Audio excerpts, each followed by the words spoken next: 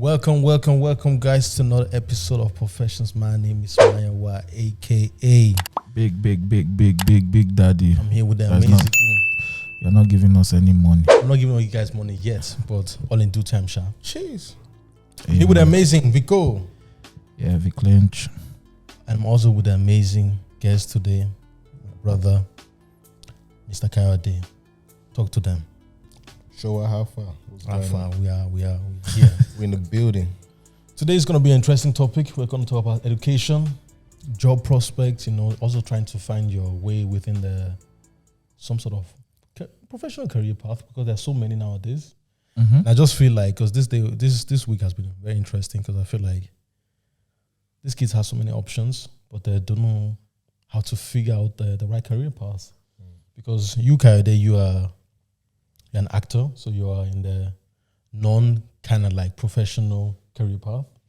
Then we have Victor, who's in IT, me who was a civil engineer, which kind of like makes the conversation wholesome. And yeah, so let's start with you, Victor. Like, how was your education? How was it? What did you do to get into IT?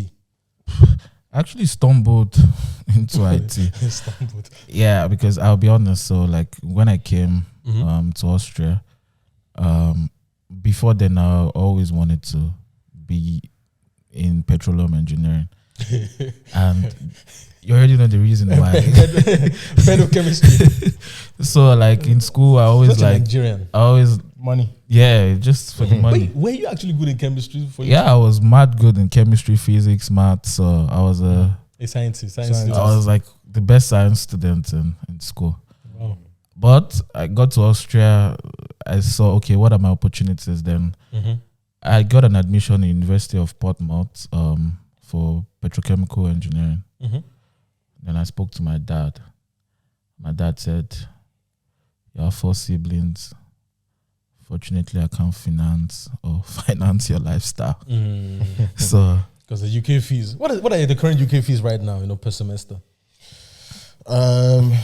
For domestic students, I think it's about 9K. Yeah. Yeah.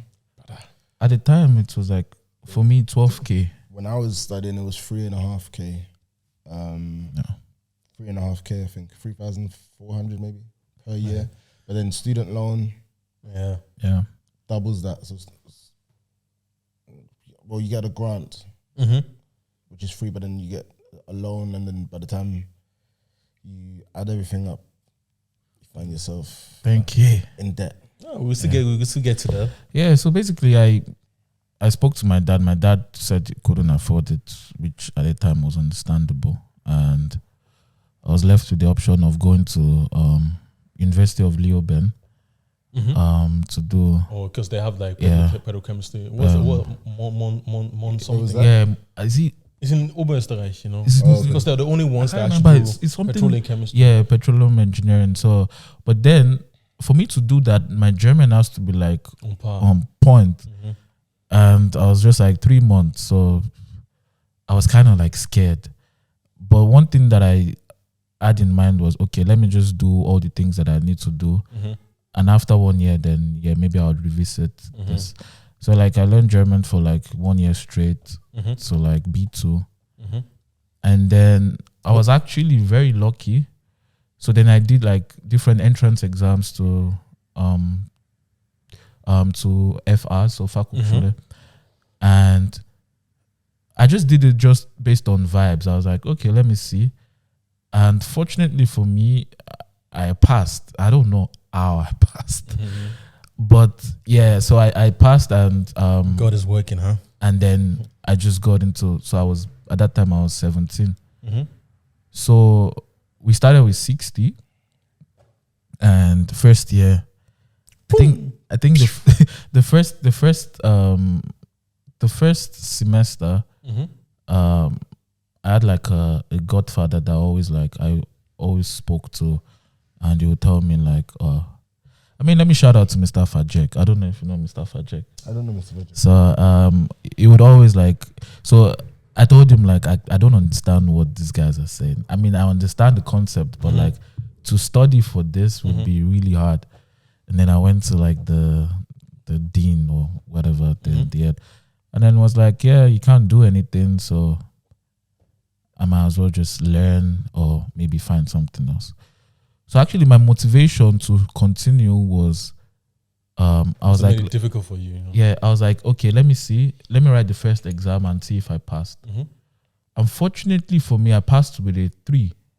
So I was like, okay, this is actually hard, but I passed with it. I might as well just You continue. What's a tree? What's a 3 in terms of? So 3 is like a C, yeah. C, Okay. So I was like, okay, C, good. So we have like 1 till 5. So Yeah. 1 is obviously the very best. Yeah.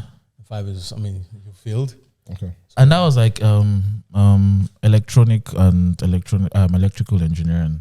So we're doing like circuits and stuff. So I understood the concept, but I didn't know the words in German.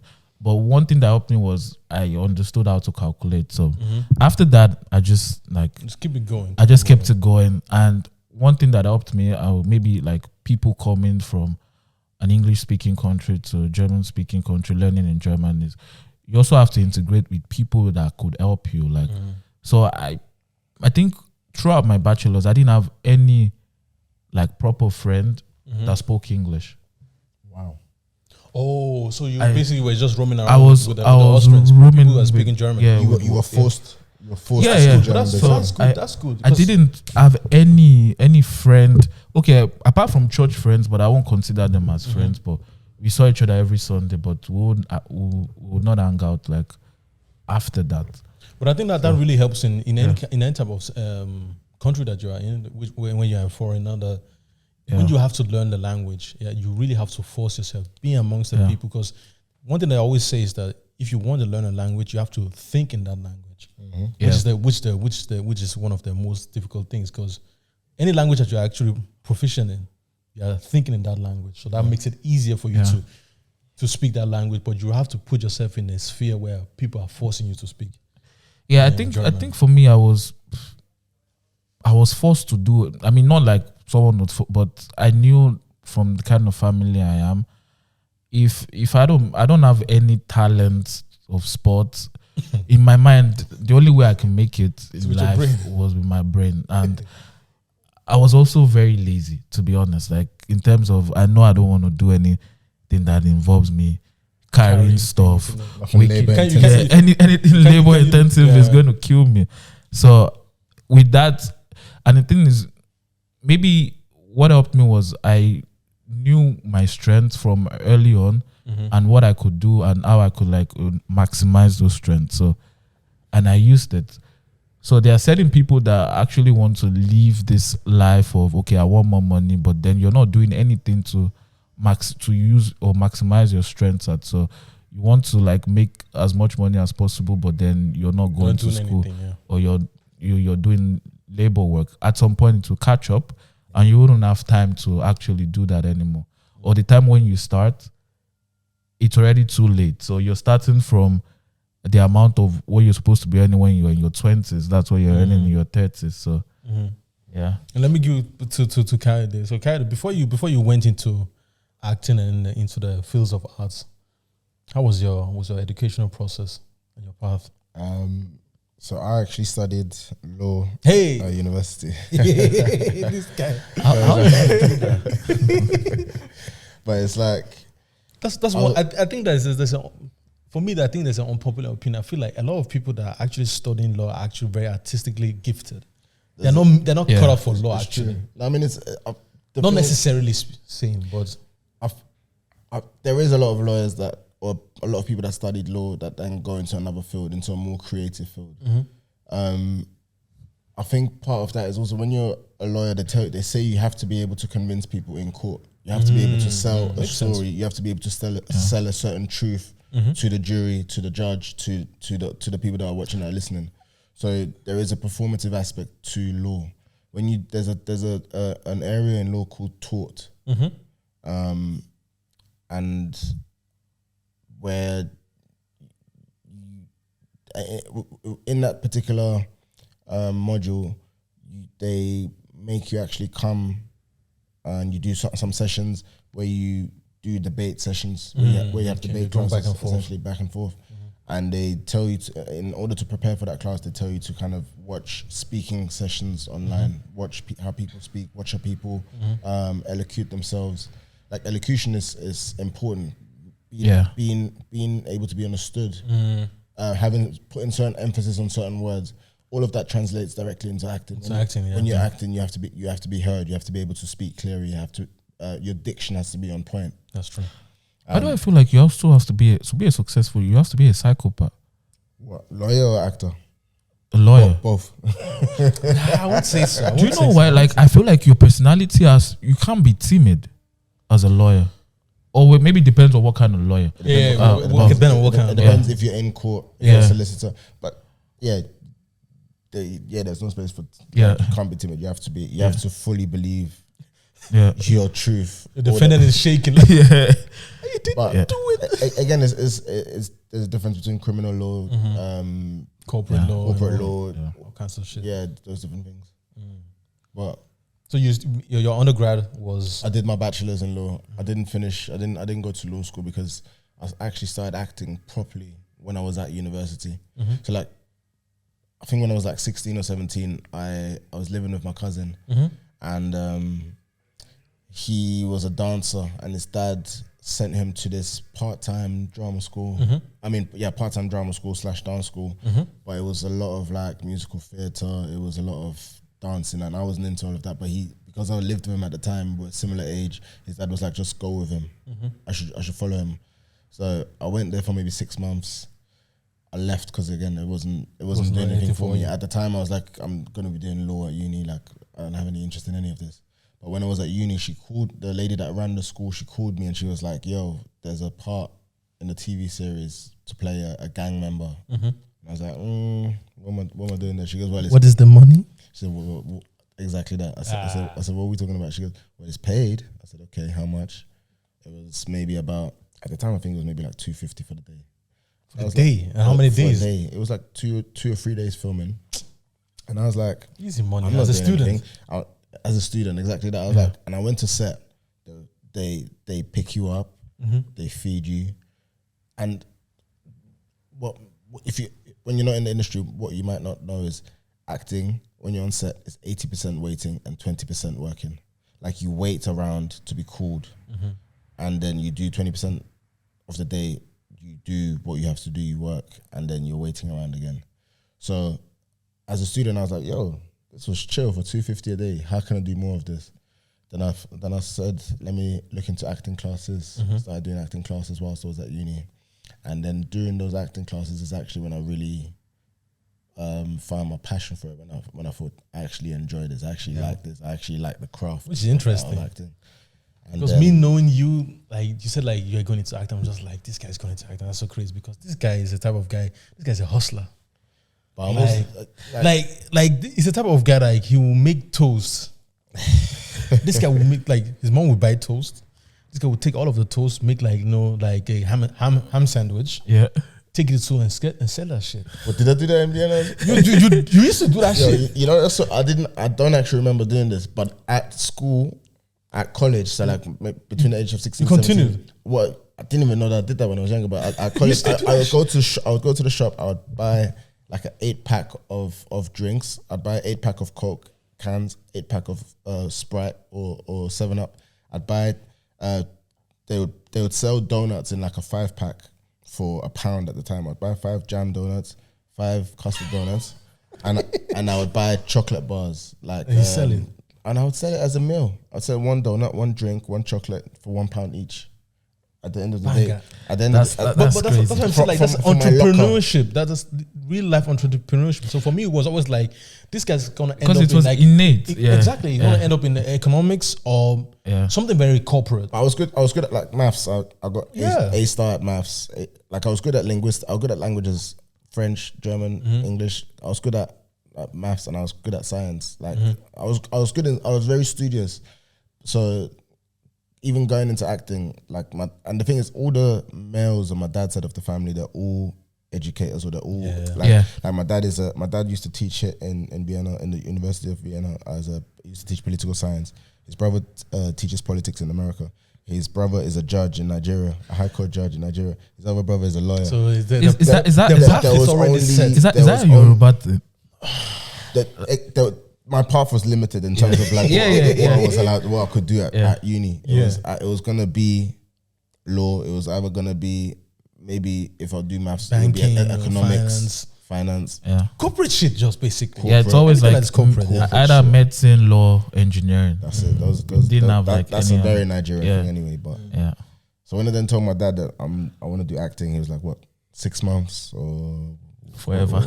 I said, "No, I think I'm gonna do this." And he said, "Okay. You better come to law school in Nigeria." Because one of my reasons I said is I don't want to spend £18,000 on law school. You told me that. You told me that. Yeah. For something when I'm not really interested in it. I don't have an interest in it. It's kind of like, and that's also the next thing when it comes to law, because I feel like people that are real lawyers, they are really passionate about this shit. It's not just because otherwise, if you're not really passionate about law, it will be very difficult for you in your career as well, just to elevate and transform it to other things. Because I've met real life lawyers, I mean, and I also do you think massively passionate about this shit. You can blame me or say I'm stupid, but I feel like for you to be a good lawyer, you need to also, whatever you're doing law in, the language, you have to be able to articulate yourself in that language 100%. Yeah. So that's why I don't understand why someone from Nigeria comes to Vienna, you're like 20 something and you want to study law. I respect it if you can do the whole work. I'm just like, you still be limited. Like exactly, because I think like the language barrier would, I don't know. I think like when it comes to a lot of Nigerians, they're so fixated on the title, like lawyer, But work is always based on the results that you have in your career path, So for me, it's always about like, no matter what you're doing, if you're doing labor work or if you're going into the academia or if you're doing in arts, please be passionate about it. Yeah. And then obviously trying to find a way to make money out of it because you need to live, That's one thing I've been really stressing nowadays, because I'm seeing people that are studying law, for instance. I'm just like, and also, you'll be a fantastic cook. And also self-reflect. It sounds crazy. Like you also have to know what weapons do you have in your arsenal to know that, okay, I'm limited with these limitations, can I actually be a successful lawyer? And if you know that that's not going to, then you have to think of something else. The reason why I went into IT was because at the time my German skills were limited, and I needed something that would also still bring out my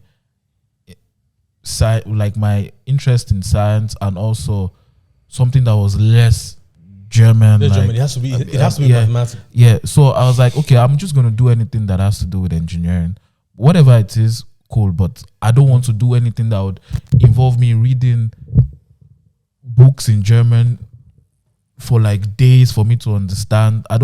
So I needed something logical that is less language oriented.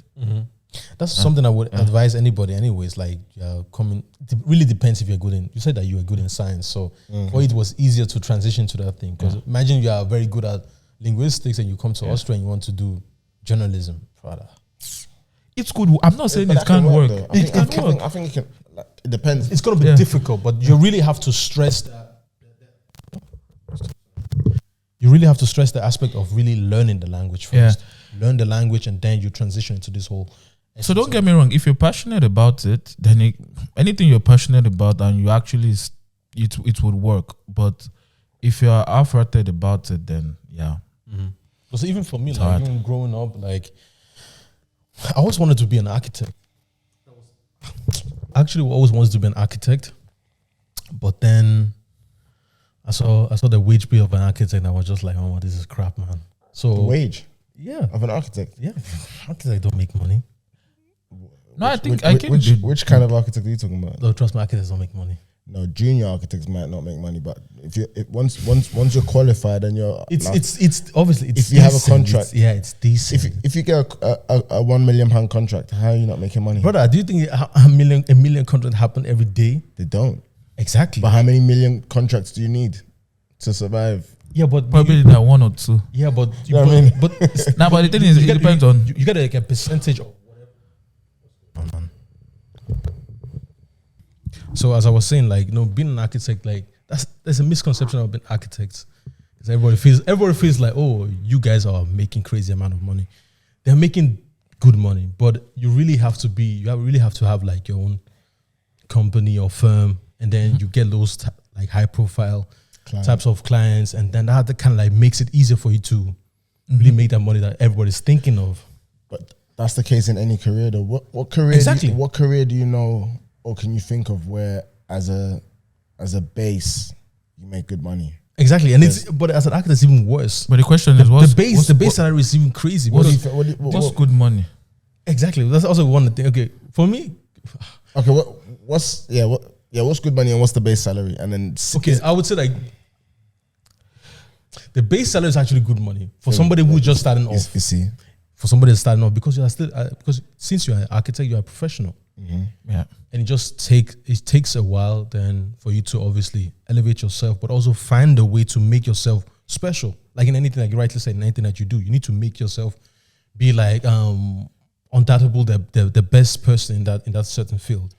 Would you be earning like starting salary as a, and when you say architect, again specify junior architect or exactly you also have, like fully qualified architect, because if you're working in an office, as long as you're employed by someone, there's always a cap on what you're gonna earn. Facts. So starting level as an architect, is that same as starting level as a office employee? Never. And the starting level as a civil engineer is way better than the starting level of an architect. Really? That's why I switched. I mean, I don't know. Okay. I don't know the numbers. So no, that's why I switched, because I was just like, you know what, I'm actually decent, because I enjoy, as a kid, I enjoyed drawing all the time. I used to draw and I like to create. So no matter what I do, I always love the essence of creating. That's why even now we're doing a podcast, or we're creating something that's visually pleasing, or even if it's just music, or even cooking is also part of creation. But then I was just like, in this life, man, I need to be safe and sound. So let me just go for the best thing that is the best bet for me. Let me use my mathematical skills. So you're less of a risk taker. I was gonna say this. Man, I'm not a risk taker. I would calculated risks. Calculated risks. But I'm also not a risk taker like that. Like, yeah. Because I know for a fact that I won't feel happy if I'm not elevating. So I'm the type of person I need to elevate constantly. So many people, they have like a long tenure of dry spell. So for them, it's just like, oh, I'm just grinding now. Bro, if I'm grinding 5 years, nothing, I will quit. That shit is not working for me then. Yeah, but it's good. You also have to know yourself. So yeah, you have to know. Yeah, sure. There's certain people like they don't mind. Like they're very like set that, okay, I believe in this. Even though they're not making money 5 years, 6 years, they are still which is cool. But they don't I'll be depressed. But you don't have certain variables in your life that will make it even more difficult for you to be going at your like the thing that you want. Because in my case, like, let's say for instance, I'm grinding. Let's say podcasting is the main thing that we're doing, or me that I'm doing. I'm just grinding out, but I have a wife, I have bills to pay, I have a kid. It's only so much grinding I can do until somebody's like, look, I have to leave because this shit ain't working out for me. Yeah. That's because of the position that you're in. Exactly. If you were freer or more, I think I would write it out. If you had more agility, you could probably. I can live frugal. I don't mind living frugal. Yeah, that's the thing. But no, I can't. But there's a difference between not making money from podcasts in those 5 years, and then finding other ways in those 5 years to still create sources, which is the most important thing. Yeah, exactly. Like, with acting wasn't paying me anything. Oh, okay. No, let me not say that, because I was lucky, to be fair. When I first started out, I did a couple of commercials, and commercial money can be very good, and it kind of like gave me a boost for the year. So it's like it would give me like one commercial at the time would pay me what, a minimum wage, minimum salary, yearly salary would pay me in one go, kind of thing, which then allowed me to work freelance.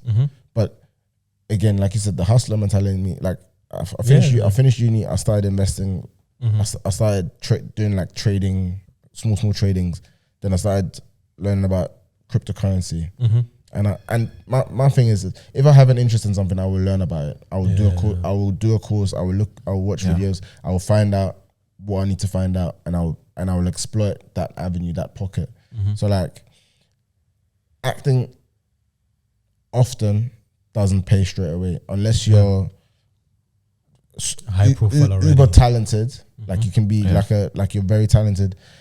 There's talent. There's being at the right place at the right time. Have an opportunity to even show that talent, and then being lucky enough to being chosen to portray that role. So it's kind of like I knew that I started acting late, so I wasn't expecting my journey to be immediate. Although I did say, I think I started when I was 19, 20, and I said by the time I'm 25, I want to be like established household name. I want to be married. I want to have kids. Bro, acting takes that was in my head, and it takes time. Mad time. It takes mad time. Yeah. But even so, like I would do a lot of short films for free. Like I did so many short films for free, where I would travel to the other side of London. I'd pay for my own travel. But then again, whilst doing all of that, I'd have to have a flexible job. Yeah. So I was doing bar work, the usual kind of acting stuff. I had to even leave a job because they were like, you're way too much for auditions, or they weren't flexible enough, and it's hard to find jobs that were flexible enough to give it that opportunity.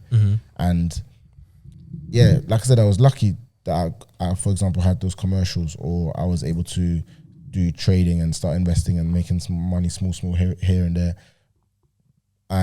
But I enjoyed what I did, and for me, and there's one thing. Okay, cool. I want to earn money, but I also you have to enjoy what you're doing. You have to enjoy life, not even just enjoy what you're doing. You have to enjoy life. Like I like traveling. I like nice things, and I would find a way to make it happen. That's what I'm saying. That's a hustler's mentality. It's like that's a hustler's mentality that you have from get go. But I think that in life, you just like you guys rightly said, you just have to figure out who you are. Yeah. And the earlier you find out who you are, the easier it makes it. Because for me, I always realized that, you know what, I like being stable, and from the place of stability is where I would try those things that I'm actually interested and passionate about. But because I'm a type of person, like I love the fact I can better myself. Yeah. I don't want to go to you and be like, yeah, give me a loan and let me just try and figure it out. Because I'm just going to be like, okay, what trust do you have in me that I might make it work, you know? But if I have the funds for myself to start whatever I need to start, and then just grind at it, continue what I'm also doing my 9 to 5, then eventually this shit might pop off. But also, do not negate having a strong support system around you, because as much as I say I grind, as much as I say I build things myself, having a strong support system around you of friends and family that believe in you and see how hard you work is also important, because there've definitely been times where I've been like, yo, I need peas. And my boys will be like, yeah. And they've seen, like, we've come up together, they've seen what I do, they've seen my hustle, they know that I can make it back. And they'll be like, yeah, hold this, and like, bring it back. But you see, you already created like an establishment where people can actually trust you. And that's the thing, because a lot of people that we know that is like, they're just working, but they are basically saying that they're working, but we never see the end product. So I don't have any trust in you in that sense, you know?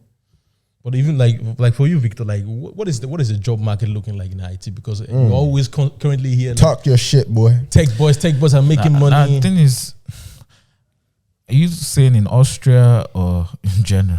Let's start with Austria first. Let's start with Austria first. In Austria, it's actually like being a tech person in Austria, you're not reaching your full potential in terms of money.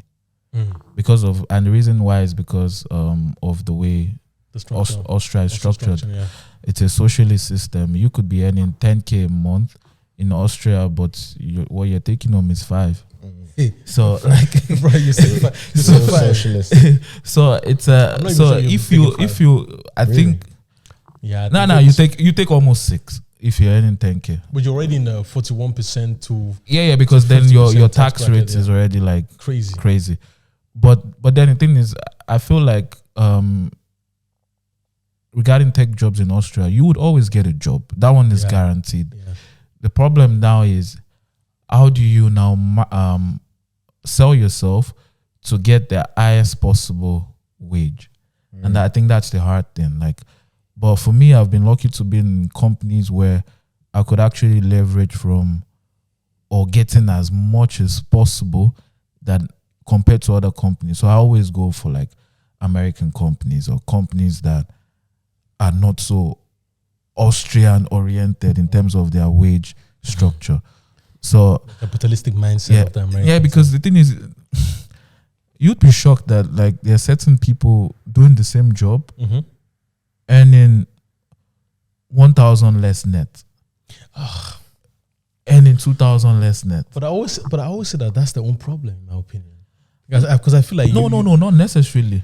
The thing is, it's a company problem, or it's a generic problem that like Well, we have in the labor force. That, for example, if you want to make the most money in tech, you always have to switch every 2, 3, 4 years.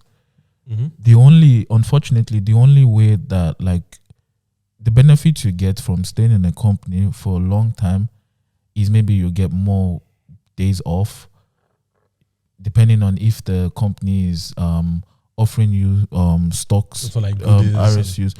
But in terms of like monthly wage, Mm-hmm.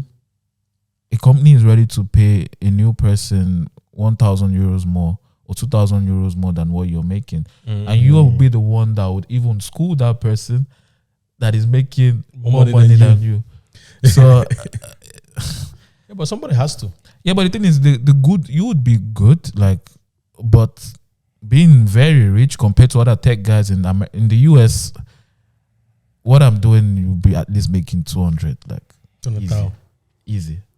Just base salary. Yeah, No any bonuses or anything. easy.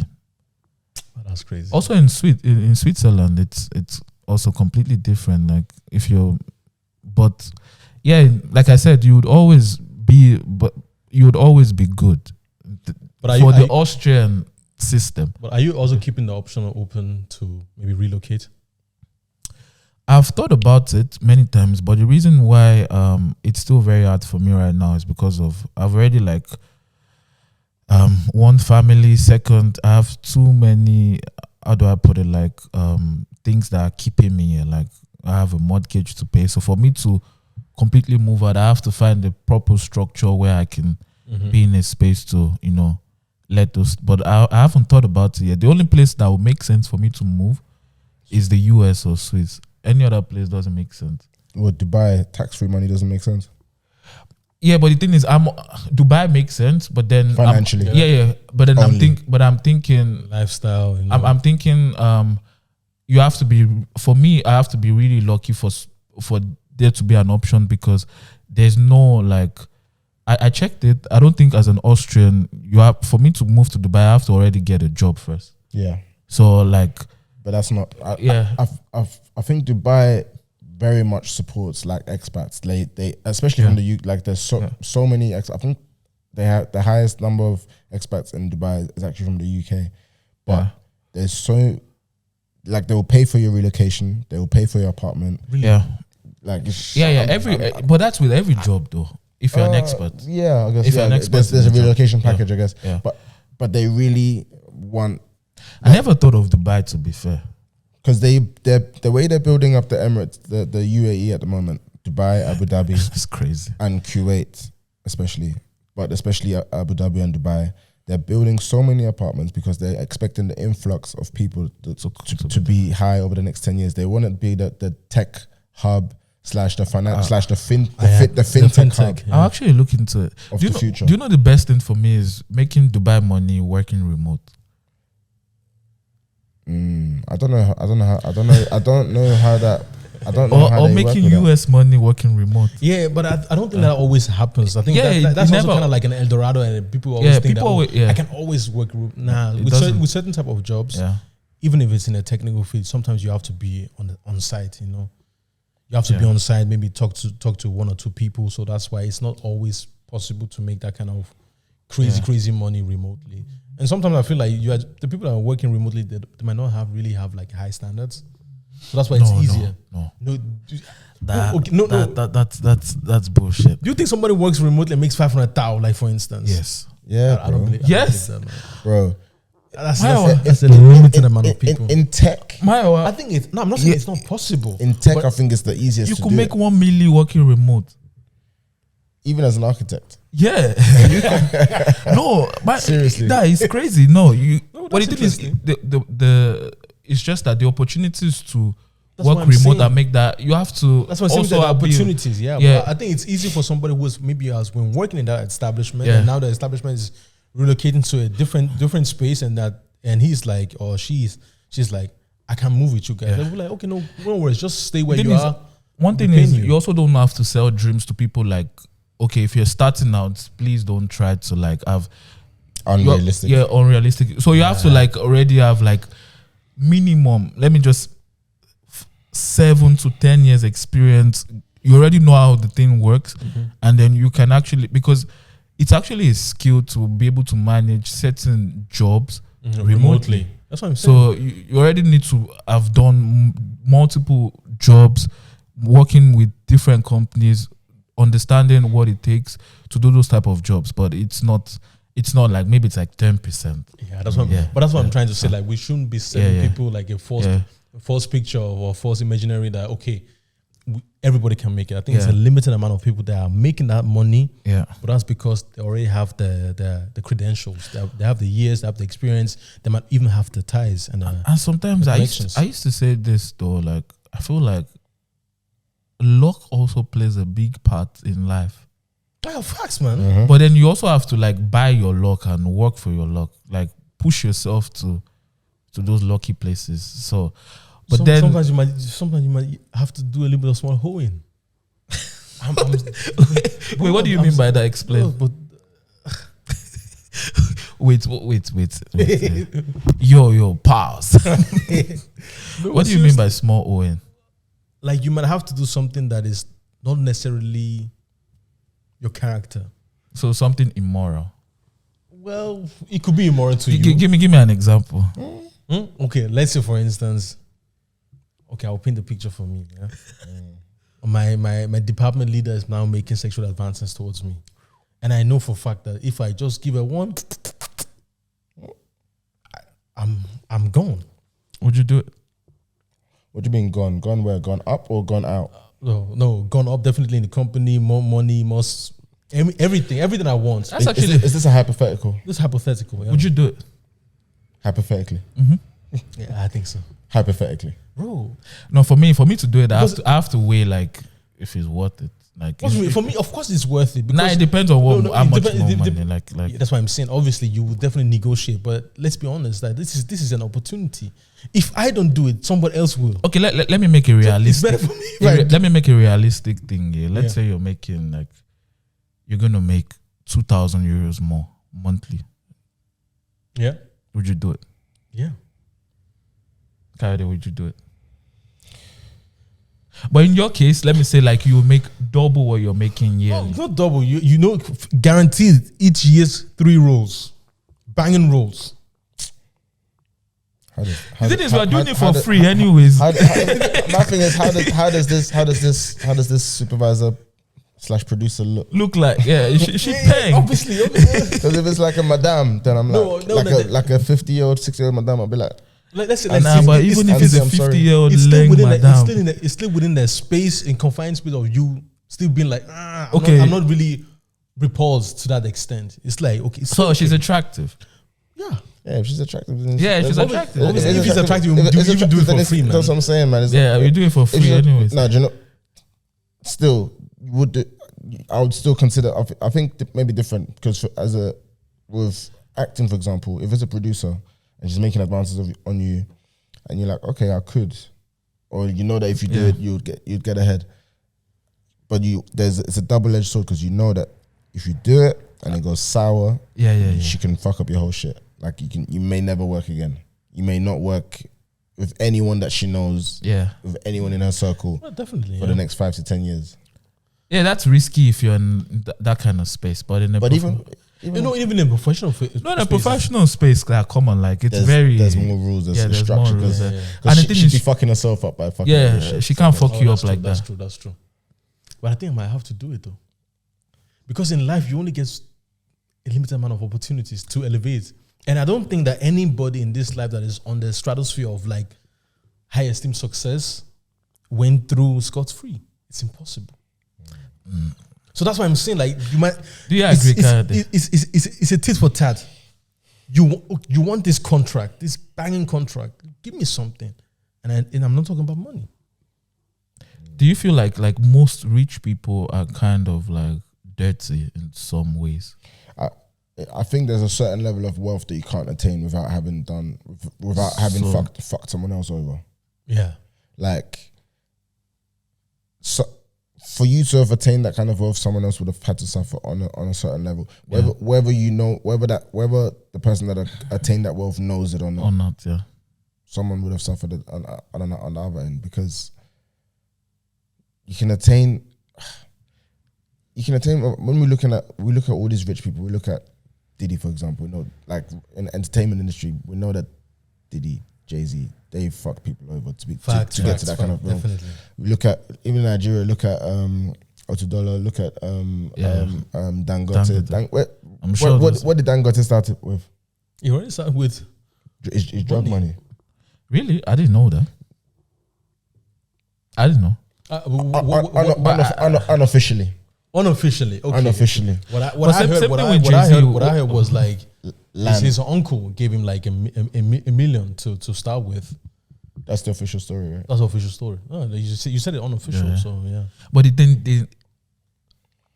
how many people have like uncles with so much money to just be like, yeah, $1 million in the 70s? Please, just $1 million. We're talking about $1 million in the 70s or so. That's crazy, bro. You don't even have $1 million. $1 million in the 70s. That's like that was his starting capital. What's the equivalent now? Maybe like $1 billion now. I don't think it's 500. Yeah, what 500 million? You say? Yeah, $1 million in the 70s is worth currently 500 now. Interesting to you. I'm 200. not too sure. It's hard to calculate because you have to take inflation into account as well, everything. But even as a Nigerian, to have that kind of money, what was his uncle doing? Yeah, that's oil money, or he was doing business with the government. Which governments was he doing business with? But there's one thing that I want to touch here. Do you actually, like, when you look at people and you're not really sure, like if you cannot correlate their job to their lifestyle, are you looking at them sideways? You know, like there are certain people, you know, that, okay, this guy is working, I don't know, 9 to 5 somewhere, let's just say XY company, but then he's living like is.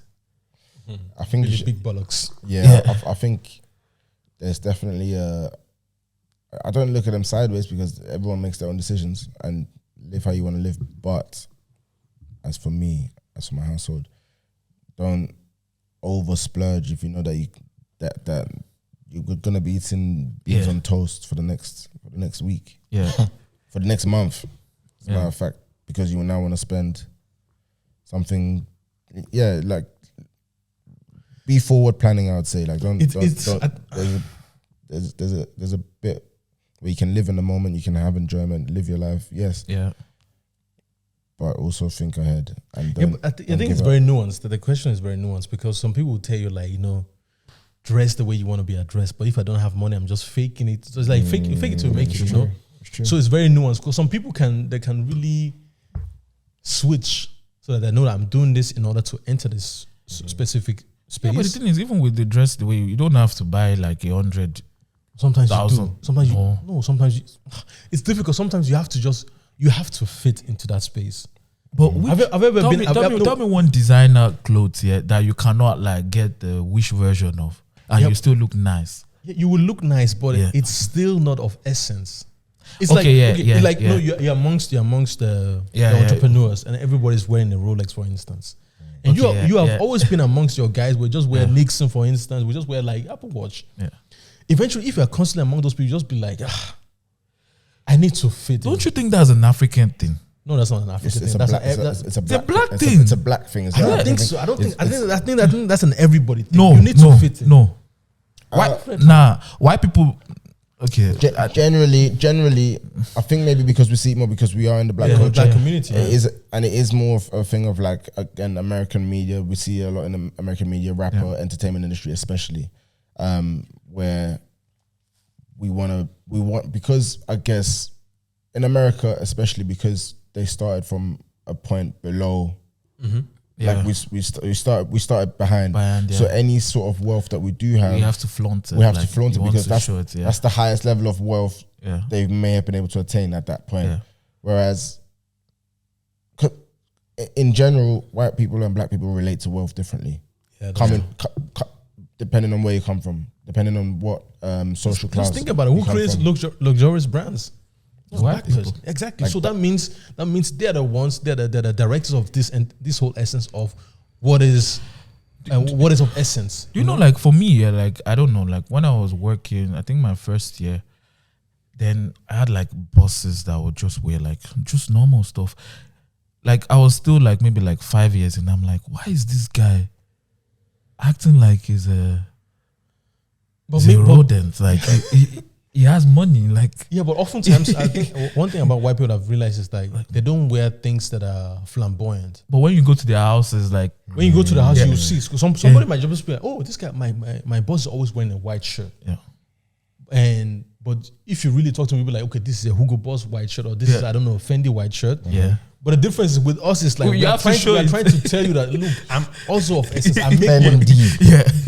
But you know, nowadays you're buying Gucci tracksuits. Yeah. You have to offend them with Fendi. You have to offend them in Fendi. You know, so that's the difference. White money is calm because maybe but I won't generalize it. Oh no, I'm not generalizing because it. For example, the Serbians, they're all loud. Turkish Arabs. people, Arabs are loud. With the money. But I think it's also you should spend your money on what you want to spend your money on. And what I mean by that is some people like people like different things. Some people like expensive watches, so they will spend their money on watches. Some people like cars, so they will spend their money on cars. Whether that doesn't mean that they're not now living within the means, but because a black person that's what makes them happy. Exactly, because they find happiness within that thing. So it's like whatever it is that you like. Some people they just don't have anything like that they like. For example, if I have so much money, I would have at least 5 cars for different reasons. You see, that's not me. I like cars. Like different cars for different reasons. Really? Like proper ones. Fam, the thing about cars is like I see and a space, like a proper nice looking, like I would have like a cinema in my house. I would have a basketball court. I have everything. And then that's interesting. Huh? And then what? It just make me happy. Okay. Just to see. But that's interesting. But when it comes to money now, the older I've been getting especially over the last 2-3 years, thinking about generational wealth, thinking about money, thinking about the next generation as well. Mm-hmm. I feel like it's becoming less important to me how I look or what I have is more like what can I do with that money for the next generation? Okay, what can I do with that money but is it? But what you also have to think of is that maybe because you have already experienced crazy money. You've already been amongst people. I haven't experienced that. Some of your guys have not been treating you to nice things, going out to eateries. But that's not crazy. But that's I don't think I've touched anything crazy. But the thing is, what are you comparing it to? I've seen nice things. Yeah, exactly. I've not felt it for myself to own it. But that already alters the way your viewpoint is, because if you're amongst like, there's some people. Like, okay, let's use the crazy billionaires. They have so much money. They need to set themselves new goals. So money is not really of essence. It's about like, I want to be dominant in this new space. So now that's also how you're now seeing certain things of the world. Because if you're talking out to your little brother has probably never gone out to a 5-star steak place. Look, I eat steak every week almost, probably. Yeah, but that's standard. I don't see that as crazy. You see, I don't see that as mad wealth. But that's luxurious. That's still luxurious. The thing is, if the way you see money 5 years ago is completely different. Definitely, because I've eaten already. A little bit, a little chunk. Nah, the type of money we're talking about, we've only experienced maybe 1%. It's not even 2%. No, but that also alters your. Because if you asked me like 5 years ago, not 5 years, 10 years ago. For me, crazy money. I want everything crazy. For me, crazy money is like 3 million is just sitting in my account for no reason. And that would be wasting, by the way. I'm just saying, like, like in terms of like, obviously you shouldn't have money around laying without you. But I'm just saying, like, the fact that I have like so much wealth, but there are some people, they would never see 10,000 euros in their life, in their account. You see, that's so what for I you, mean. for you to them, you're already like, you're balling. You can travel to any place in the world So you're already balling for them. For example, someone who is working, I don't know, at Bila, and if he knows that, oh, you're making, I don't know, 4,000 a month, he'll be looking at you like, bro, you're. So yeah. Look at you. Why don't you buy Gucci? Why don't you buy Fendi? And in your head, you're like, what am I buying that for? I've got other things. I've got bigger things that I'm thinking of buying. But yeah, like. No, but the thing is, the reason why I will do that is not because I'm not thinking, but I know, like, I just love to be in a space where I know, like. It reminds you of where you are now. No, it actually does. I just like good things. Okay. What about you? What's your luxurious life look like? What's my luxurious life look like?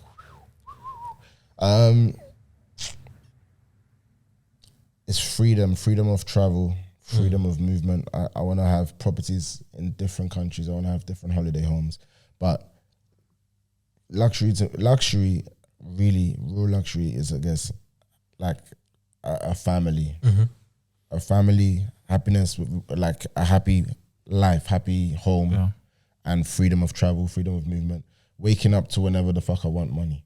That kind of thing. Yeah. But that's luxury. But then also knowing that you're making an impact. You're getting up, you have a mission, you have a why, you have like, okay, cool, like this is, I know that I'm getting up and I'm gonna do something that I enjoy doing, and I'm gonna do something that's gonna impact someone else, that's gonna help someone else. Whether it's, then you can help people with time, you can help people with money, you can help people with your presence. Definitely. You can help people by passing on knowledge. It's different things that you can do that I want to be able to do. And that for me is like, all right, cool. I know that I'm so skilled at something, or I have knowledge about something that I'm able to help others. Like the same way that you were just talking about the guy at Billa looking at someone that's earning £4,000. That guy that's earning £4,000. He's looking at the next. He's looking at the guy like, okay, yeah. He should also be looking at the guy like, how can I help you? What do you like to do? What is it that you want to do? Definitely. How can I help you to get at least on my level, at least one step closer? Not even to your level. Yeah. One step closer to where you want to be. What can I leave with you today that can help you? But the thing is, for me, like I've met people like that in my life, but then how do you actually motivate them to want to? That's a good one. To want to be one step closer, because I've met people like they are actually fine just living the minimalistic life, so they're not even thinking of, oh, as long as it's 700 euros coming in my account, they are okay with 500, the 200 they can save. For them, I think you have amazing. Maybe you have to open up their mind a bit more. How do you open up their mind? Conversation, I guess. Initially conversation. Find out what they're doing. Find out why are you happy with just 700 a month? What else do you want in life? And how long will you be happy with just 700? Me, I can't help you. I can't, bro. Because that means you are content and you are happy. So me now showing you something else might get you in a place of little discomfort, because the next level is always, you can only attain the next level with a little bit of work and discomfort.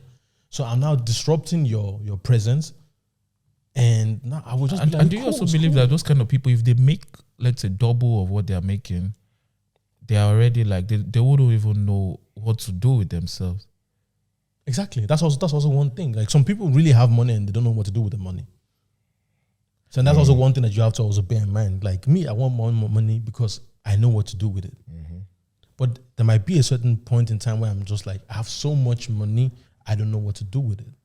But I always feel like my biggest goal is just like Kayode said, is like to help people. Obviously, I need to make sure that I am okay. Always. So because I don't want to be corrupted. But after that, for me, I think my biggest goal, like financially, would be for my family and friends to be in a state where like they are completely financially independent. So in sense that like we don't have to, there's a certain level of wealth or household money that we don't have to like beg from each other. If you beg from me, it's not because you need food, but you want to scale up or you want to do something. But some of your family members are only worth 1,500 per month. That's one. That's one. Damn. No, seriously. That's nah. No. But the thing is, what do you mean they're only worth that? like they're not worth for you to be paying them maybe let's say 2K or 2.5. So now you have upgraded their lifestyle to a certain extent where you shouldn't have even upgraded it in the first place. No, I always believe like every person is worth investing in. Just have to like You've already invested by giving them a livelihood that they can actually maintain. I don't want to give them a livelihood. I want to give them something that would motivate them for them to give themselves a livelihood. Yeah, but like that's what I'm saying. Like creating a job where they can actually make 1,500 euros is already steady. 1,500 euros is nothing for you. What do you mean for everybody? That's what I'm saying. Like the thing is like, I'm actually very lucky to be amongst entrepreneurs. So I'm listening to them how they talk, because oftentimes we only see certain things from the employee standpoint. You're just like, oh, I want more money, I want this, but maybe that's you because you're motivated and you're willing to do more. Some people, they can't do more, and this is what they're worth, and that's just the base. That's just they've put a ceiling on themselves. They have put a ceiling on themselves. They don't want to attain more. They don't want to do more. They don't want to learn new skills. So this is just the amount that I can give you. That is even within the confined space of me even doing you a solid. Instead of giving you like obviously, not sure we have like a salary tariff depending on which work field that you're in, Kollektivvertrag. So if I give you like a little bit more, like then 200 euros more, I'm already doing the best I can do for you. I can't be paying you the same amount I'm paying. For instance, Victor. To be fair, I guess that's how society works, and we need people like that are needed because they people that need that security, that financial security, that stability, and that are happy to just be told what to do. They're happy. Trust me, fam. Do you know one thing I noticed in Vienna more so than in London, and I don't know if it's because Vienna people are content. They don't show initiative. It's not even the contentness. It's like I feel like people here are more like robots, and I'm not talking about black. I'm talking about rainbow people. Like I can be standing at a traffic light. There's no cars coming left. There's no cars coming right, and 10 people are just standing. They're standing there. Yeah, this is order. This is a place of order. We don't do. And I'm looking and I'm like, what's wrong with you? If I step now, is someone gonna kill me or something? Yeah. But that's good though. And I'll move. That's good. It's good to have structure because those are the people that won't riot. But the people that won't riot, the people that won't speak out. We need people. We need a mix. But the thing is, we need a small amount of people that are like him that are gonna cross that road. Yeah, exactly. Are gonna cross that road because those people are the ones that are advancing, and those are the ones that will make a change. That's why I always say that like life is not for everybody. No, seriously, I know it sounds very crazy because everybody's. Wait, what do you mean by life is not for everybody? Like you mean like exploration of life? Exactly. Like life is for everybody. No, but not this essence of okay, I need to reach the next level because. As you are the ones that is advancing in life, you need someone that's going to work for you. But you need someone that's going to work for you, but is actually happy to work for you. If everybody's like you, there's always looking at Kayode like, man, I should be in your space. I should be, bro. That's weird, man. I think like maybe to end this episode, I would start. One thing for me is, regardless of wherever you are, like in life, there should still be an amount of content, even if you're making, I don't know, 1,500,000, whatever, 500, you should still be content with something that is happening in your life, not with everything. Yeah. Or else you kill yourself at some point. That's true. And maybe last thing, I want to ask you guys a question. On a scale of 1 to 10, how happy are you right now? It doesn't have to be financial, everything in general. How happy are you? Yeah, okay, let me go first. I'm actually quite happy. No, but just say the number first. Okay. Then you say the number and I'll say the number. I'll say 7. And I know life is going to even get crazy for me. And that's the worst part, but I'm just tired. I'm just tired, man. But okay. Yeah, life is good. I'm better than I was last year. I'm making more money than I did last year. So every year is always, since the last probably 7 years, I've always been elevating. And that's actually a blessing itself. What about you? I would say right now, about 7.5, 8, a solid 7.5. Possibly 8. That's nice, man. And I think it's again like exactly what you said. I've been elevating over the last few years. I'm working. I'm blessed to have the opportunity to be in Vienna right now, in my hometown, which is again it's crazy to work in a field that is so competitive. Yeah. At a time when there's strikes going on in the whole industry, the whole acting industry is striking. Writers are striking, actors were striking.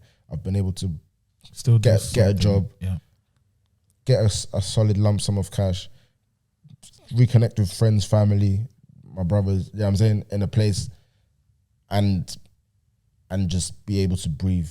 And but in general, seeking that happiness, that's like, it comes from a place of gratitude. Like constantly being able to be grateful for something. So like that happiness is always coming. I'm always finding happiness in different things. Like even just because when you really take time to just think that you have a full capacity of your brain to be able to have conscious thoughts, even to be able to acknowledge the fact that you're having conscious thoughts. You should. That's a blessing. That's a blessing to be able to use your brain, to use your hands, to use your legs. When you really start naming and counting your blessings, you automatically become happy. Like it takes 2 minutes a day to do it. Grateful for your hands, capability of using. Let just life take one thing away, and you realize that, man, that was a blessing all along. You know, I asked you guys that question because I just wanted to know how you guys define happiness, and I read something about happiness, I think 2 days ago. And then it made me think, okay, like, how do you define happiness? I would say how he defined happiness. He said like happiness is temporary. I could be happy 10 over 10 today. And in the next 2 hours, I'm 0 out of 10. Just to piggyback on what you're saying. So is that a real definition of happiness? It is. The state of mind. Because I think that people think that happiness is something that should happen every day. But I think that across your life, if you just, let's say you're at your deathbed and you just look at your life, you'll be like, actually, I am happy because I managed to do everything I wanted to do. But we see happiness as a constant state of, and I wake up tomorrow, I'm happy. No, I just want to be okay. Even for me, being okay is actually being happy. That means I can pay for everything. My family's good. I'm healthy. But at the end of the day, if you really ask me once I'm at my deathbed, are you happy? That's when I can actually give you a full scope. But as long as you're still living, it will always be. There's still some madness I want to do. Definitely. So right now, that's what I'm saying. I will never probably get to you can never get to the point of 10. I don't even strive for that shit. Because do you know, another thing I thought of was like, for example, let's say your wife asks you like, oh, Maya, why are you happy in this relationship? In my head, for me to answer that, like, you have to be in a good mood. I'm like, okay, in general, I like you as my wife, but if you're asking me, am I happy right now? It depends on what you did. Definitely. It's recency bias. Like, it is. But then people will take that like personal, because now you're thinking, if I say, okay, I'm not happy now, means, oh, so you've not been happy. So now you're taking it as, oh, it's because of what I did. That's why. But actually, that's not the case. That's why, for me, for instance, I never glorify relationships. Because if I glorify a relationship, when you ask me in the right moment, then I'm always going to make it seem like it's the best thing. I was like, how are you? I'm okay. But if you ask me in a bad state, I'm just making it seem like I'm a Debbie Downer. So that's why I don't glorify relationships. So I just let it be. Because for me, you can be happy, you cannot be happy. It's like he rightly said, it's waves. Yeah. Because for me, one thing about happiness is I'm very extreme with it. So I could be extremely happy and extremely sad. I never want to be like I'm never like floating. Yeah, like for example, let's say you're my girlfriend and you tell me, am I happy right now? I'll be like, oh yeah. You can ask me, depending on whatever is going on, like, no, I'm not happy. But like you just said, like that, what you said about the guy said that 10 and that 0. I don't know if you're talking about this, because the one I saw was Robert De Niro was talking about it. And this one was even Zlatan Ibrahimovic. Oh, Zlatan, okay. Yeah. But it's like, you shouldn't, and it's again, like I said, you shouldn't strive for that 10 constantly, because it's like, that's like you're putting yourself stress. It's like a drug. Like once you've taken a drug that will take you to that 10, and you continue to look for that 10, and you can't get it, you're making yourself more sad every time. So every time you're getting closer to 0. So you're actually binary. It's either 1 or 0. You're getting close to 0. But also then the higher you go, and you define that, you define your happiness by that, the lower you will feel when you're lower. So just strive for being, like you said, being okay, being like finding gratitude in everything around you. That's how it is. But before we go, you haven't said where you're at. Right now, if I was to go with the generic without thinking like how I'm feeling right now or how I'd feel in 2 hours, I'd say like a solid 8. And the reason why is the reason why is I was speaking to a friend of mine, actually a colleague, and was like, and I was just complaining about, okay, this is what I don't like currently about my life. But I was like, if you compare yourself to like 80% or 90% of Austrians right now, Victor, you are actually good. And then he mentioned A, B, C, D, E. I'm like, yeah, I'm actually good. The reason why I'm complaining is because I want to be better, but in general, I'm actually good. I might not have 1 million in my account, but the things that are happening in my life right now, I should be content. So are you basically saying that your happiness derives from the misfortune of the others? Wow, this is crazy. No, God damn. No. I think my happiness don't derive from misfortune of others, but it just gives you like a different perspective of, because sometimes you can be complaining that mom didn't give you fried rice today, but there are some kids that have never eaten rice before. Just eating rice and ketchup. So like it just depends on this. Depending on if you compare our lives to people right now in Gaza, like it's completely completely different. But so even for you to say that your colleague to say that you're doing 80% of Austrians at the moment, and Austria is already high quality country. Austria is already probably definitely top 20%. So you, first of all, the job that you work, the income that you make, you're probably in the top 10 percentile of earners in the world. Yeah, that's actually crazy. Worldwide. That's actually crazy. So if you derive your happiness from that, let that be your. If nothing else makes you happy, and you actually live in the best city in the world, number one. If nothing else makes you happy in life, let that make you happy. If you put that on your notice board every day, but let's that alone. Okay, just one more minute. So I used to hear this weird statement: "Oh, money don't make people happy," blah blah blah. But then this is a social media thing, and then I would see people comment, and I'd rather be rich and be sad than poor and be sad. So you'd rather be crying in a Bentley rather than a Fiat Panda. What would you guys say? What would you guys say to that? No, there's a story about that shows that the threshold of money and happiness, and that's actually still below 100K. Once you reach, obviously now with the indexation, but now that once you reach 100K and above, it doesn't really make a big difference because you can already afford more than anybody can afford, and you know that you're a preview of those things.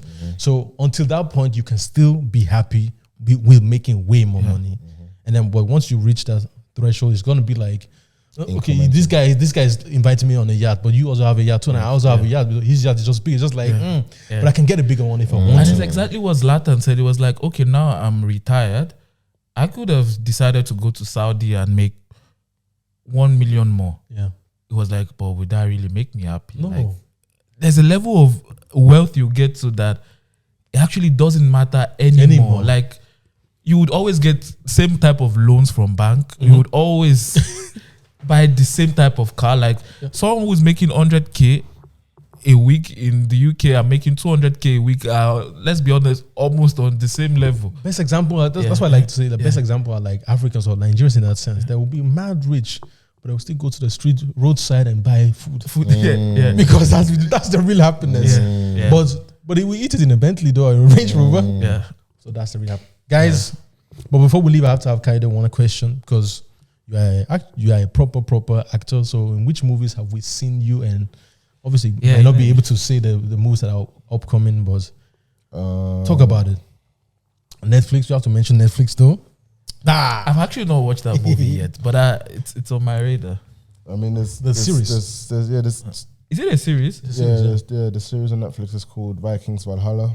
I join in season 2. Yeah, I'm gonna be in the upcoming season 3 as well. Wow. That's mad. This Netflix sitting right here, man. Airing in January, early next year at some point. current project I'm filming I can't talk about, but it will be on Netflix as well. Once the strike is over in London, there'll be another project that I'll be working on, and by God's grace, many more to come. Amen. Inshallah. On that note, and short films and everything else. You know have you ever done Nollywood before?